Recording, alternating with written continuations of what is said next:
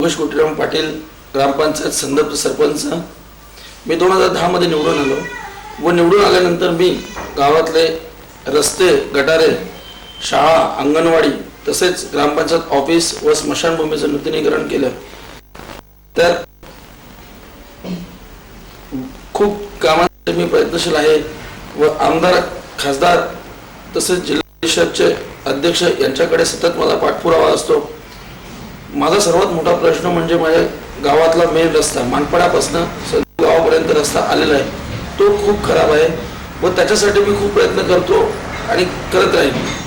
थोडं थोडं गाणी हो इकड तिकडनं जमा करून मी काहीतरी करत असतोच, परंतु तो रस्ता व्यवस्थित व्हावा ही सर्व गावकऱ्यांची इच्छा व माझी इच्छा आहे। तसंच मी पाण्याची लाईन सुद्धा अर्धवट आणून ठेवलेली आहे। 500 मीटरचं काम झाले, अजून एक 700-800 मीटरचं काम माझं बाकी आहे। बस एवढी अशी मी कामं करून घेतल्यात व व्यवस्थित सर्व गावात चालू आहे माझ्या बस एवढंच। धन्यवाद। अजून तुम्ही पुढे कोणत्या प्रकारची कामं करणार?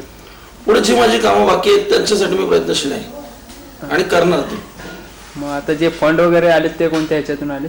हे आता मला जिल्हा परिषद व आमदार साहेबांकडनं घेतलेले आहेत। गावातले गटार आणि रस्ते हे आमदार साहेबांकडनं फंड घेऊन केलेले आहेत। बाकी जिल्हा परिषदची निधी आहे मला सर्व। तुम्हाला चांगला पाठिंबा कोणाचा आहे या कामांमध्ये? या कामांमध्ये मला आमदार साहेबांचा तसंच माझ्या सदस्यांचा माझ्या गावकऱ्यांचा पाठिंबा आहे। तसंच मला आभार व्यक्त करायचं बोललं तर मी आमदार साहेबांचे आभार व्यक्त करेन आणि माझ्या गावकऱ्यांचे आणि माझ्या सदस्यांचे व BDO ऑफिसर आमचे बस।